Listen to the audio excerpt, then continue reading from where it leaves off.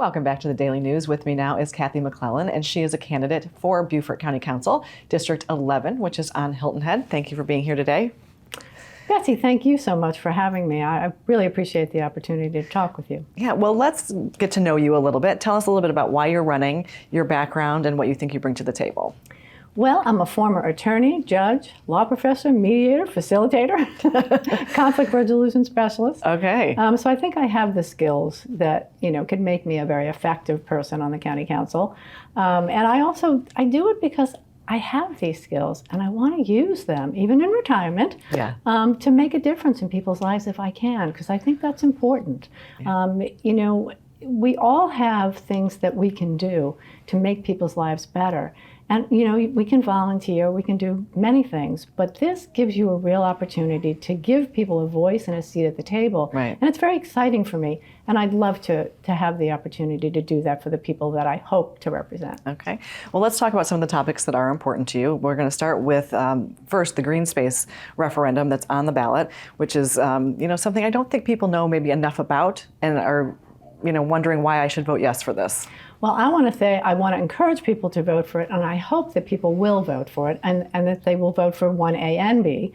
The Green Space Initiative will be a tax, it'll be a sales tax, but, and people say, well, you have the Rural and Critical Lands Program, and that's, funded by property taxes, and yes, that's great, but this will give us $100 million, and there are so many people who are so concerned about growth and worried about what that's going to do to traffic, to schools, to infrastructure, to our sewage system, stormwater management, things like that. All the things that come with growth.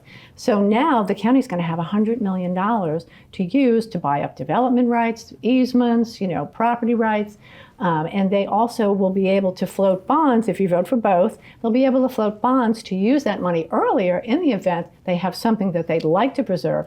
It's a wonderful way to addition to the rural and critical lands that can actually help us to preserve what we value so much here on Hilton Head and in Beaufort County. Yeah, absolutely.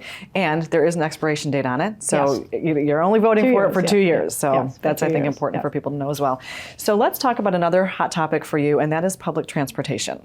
Well, people have been talking about the bridge, and now, we're moving forward. We have a memorandum of agreement with the county and the town, so they're going to move forward with plans. So at some point, we may end up having a bridge with 6 lanes that, comes in and funnels into those 2 lanes near Windmill Harbor. Right.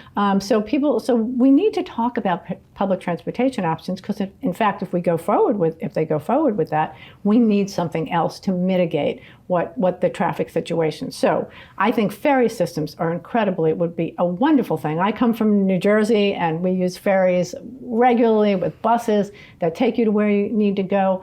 You can do park and rides. You can do increased small bus options. You can also do ride sharing. Employers can give incentives to their employees to use public transportation. And if the day trippers that come over the bridge and the people who work here are using public transportation, I think we can alleviate a lot of the traffic problems we have regardless. Yeah, very interesting and creative thought process there. And so we're going to move into women in government. Of course, you're hoping to be one of those.